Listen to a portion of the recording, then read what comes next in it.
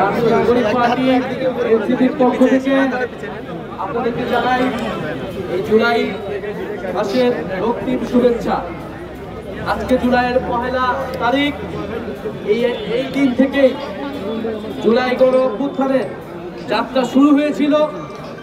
বৈষম্য বিরোধী ছাত্র আন্দোলনের ব্যানারে 2024 সালে সারা বাংলাদেশের ছাত্র সমাজ একটি যৌক্তিক ও ন্যায্য দাবিতে আন্দোলনে নেমে এসেছিল এবং সেই আন্দোলনে যখন খুনি হাসিনার সরকার পুলিশ এবং ছাত্রলীগ দিয়ে দমন পীড়ন চালায়, ছাত্রদের উপরে, সাধারণ জনগণের উপরে নির্বিচারে গুলি চালায়, তখন ছাত্র, শ্রমিক, সাধারণ জনগণ সবাই এক দফার দাবিতে রাজপথে নেমে এসেছিল।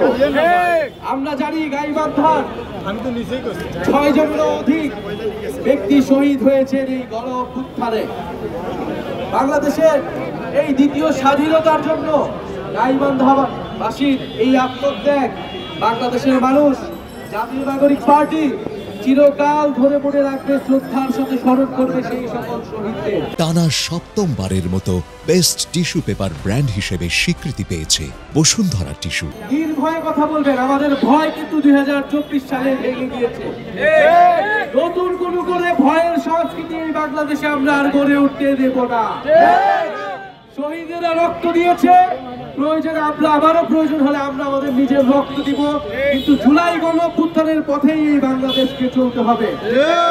প্রিয় গাইবান্ধাবাসী, আমরা জানি রংপুর, গাইবান্ধা বাংলাদেশের অন্যতম দরিদ্র অঞ্চলগুলোর মধ্যে অন্যতম এবং নানা ধরনের বৈষম্যের শিকার এই গাইবান্ধাবাসী অনেক দিন ধরেই হয়ে আসছে।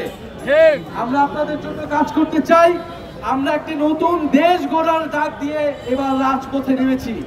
2024 সালে আমরা শেখ হাসিনাকে উৎখাত করার জন্য রাজপথে নেমেছিলাম। এখন আমাদের উৎখাত হয়েছে, পতন হয়েছে, কিন্তু নতুন দেশ এখনো গঠন হয়নি। নতুন দেশ গঠনের জন্য এবার আমরা রাজপথে নেমেছি। আমরা গাইবান্ধা দিয়েই শুরু করেছি, কারণ গাইবান্ধা থেকে আমরা মনে করি যে পিছিয়ে পড়া মানুষ, যারা অর্থনৈতিক বৈষম্যের শিকার, যাদের অধিকার এখনো আদায় হয়নি, তাদের কথা আমরা 64 জেলায় পদযাত্রা করব এবং 64 জেলার মানুষের কথা শুনে আমরা জুলাইয়ের ইস্তিহার, জুলাইয়ের ঘোষণাপত্র এই সরকারের থেকে আদায় করব। এই ঘোষণাপত্রে আপনার আমার অধিকারের কথা লেখা থাকবে, আপনার আমার দায়িত্বের কথা লেখা থাকবে। প্রিয় বন্ধুগণ, জাতীয় নাগরিক পার্টি ধর্ম বর্ণ নির্বিশেষে সকল মানুষের নাগরিক মর্যাদা এবং নাগরিক অধিকারের পক্ষে কথা বলে। আজকের এই সমাবেশেও দলিত, হরিজন সহ যে নানা ধর্মের, নানা বর্ণের মানুষজন এখানে এসেছেন, আমাদেরকে সমর্থন দিয়েছেন, তাদেরকে আন্তরিকভাবে ধন্যবাদ জানাচ্ছি।